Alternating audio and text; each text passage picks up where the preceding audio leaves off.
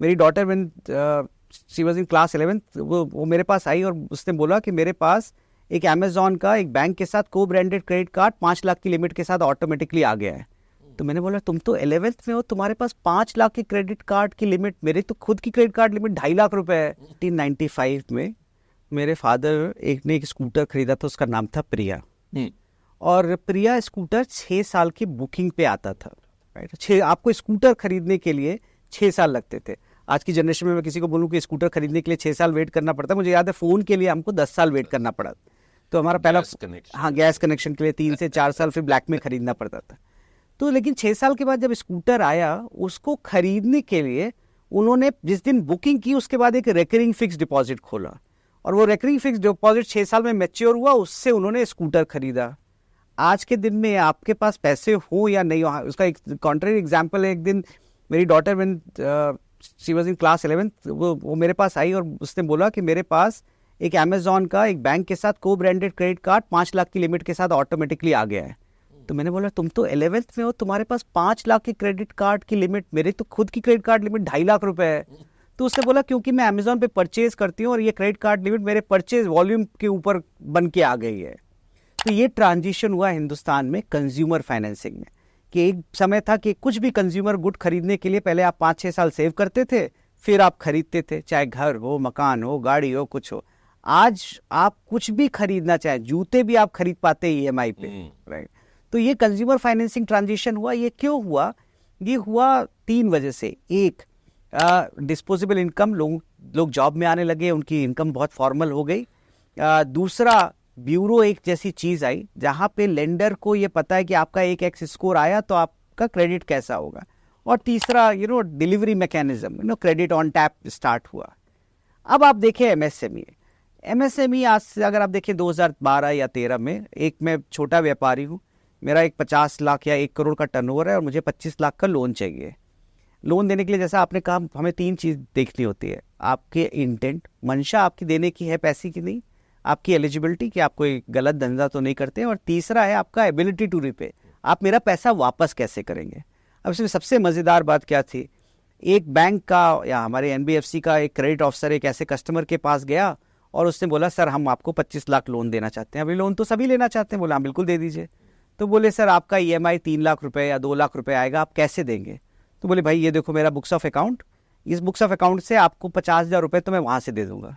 बोले सर बाकी? बोले बाकी तो मेरा सारा धंधा कैश में है, तो मैं कैश में बेचता हूँ, कैश में खरीदता हूँ, कैश कलेक्ट करूंगा और आपको EMI दे दूंगा। अब वो बेचारा पुअर क्रेडिट ऑफिसर गया, अपने बॉस को बोला कि सर ये दुकानदार का ना सारा धंधा कैश में होता है, उससे वो EMI पे करेगा। तो वो क्रेडिट ऑफिसर सीनियर बैठा था किसी और बड़े शहर में, उसने बोला तू पागल हो गया क्या, हम ये बैंक का पैसा ऐसे दे देंगे? तो इसकी वजह से क्रेडिट ही नहीं होता था MSME का, क्योंकि लेंडिंग जो है फॉर्मल है और कस्टमर वॉज इनफॉर्मल। तो हम जो आज कर रहे हैं वो हम तो जो कर रहे हैं सो कर रहे हैं, पर ये कस्टमर चेंज हो रहा है।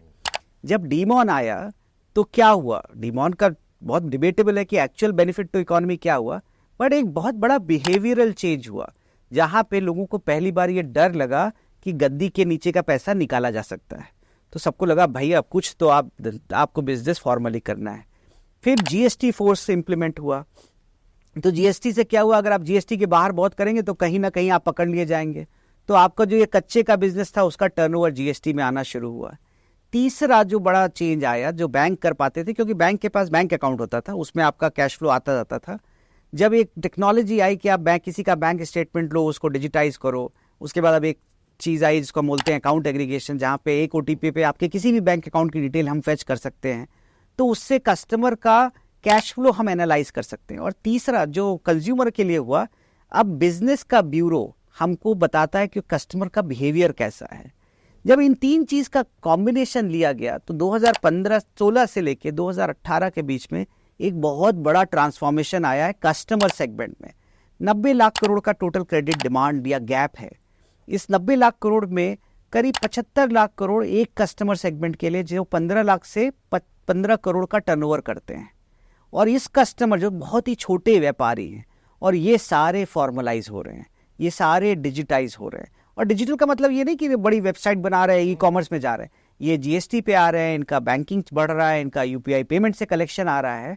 और वो हमने ट्रेंड सोचा और हमने बोला कि जैसे कंज्यूमर फाइनेंसिंग में ये चीज़ हुई, अगर हम ये डेटा एनालाइज कर पाएँ कि अगर आपका जीएसटी टर्नओवर इतना है और अगर आपका बैंकिंग टर्नओवर इतना है और आपका ब्यूरो में बिहेवियर है, तो हम आपको हाँ या ना बोल सकते हैं कि नहीं। ये बहुत बड़ी कॉल थी, ये पहले कभी किया नहीं गया। तो इसके लिए जो हमको इन्वेस्टमेंट करना पड़ा, और हम तो लोगों से पैसे मांग के इन्वेस्टमेंट करते हैं, हमारे पास अपने खुद के तो पैसे नहीं है, तो एक बड़े सेट ऑफ इन्वेस्टर को ये कन्विंस कर पाना कि एक ऐसा बहुत मैसिव ट्रांजिशन हिंदुस्तान में आएगा और उसके लिए हम इतना कैपिटल इन्वेस्ट करना चाहते हैं, वॉज ए सक्सेस। बट वो जो ट्रांजिशन हमने किया, एक डेटा एनालिटिक्स सेंटर बिल्ड किया, टेक्नोलॉजी सेंटर बिल्ड किया, अब हमको लगता है कि नेक्स्ट आने वाले 10 साल में ये जो explosion of credit for MSME is really possible.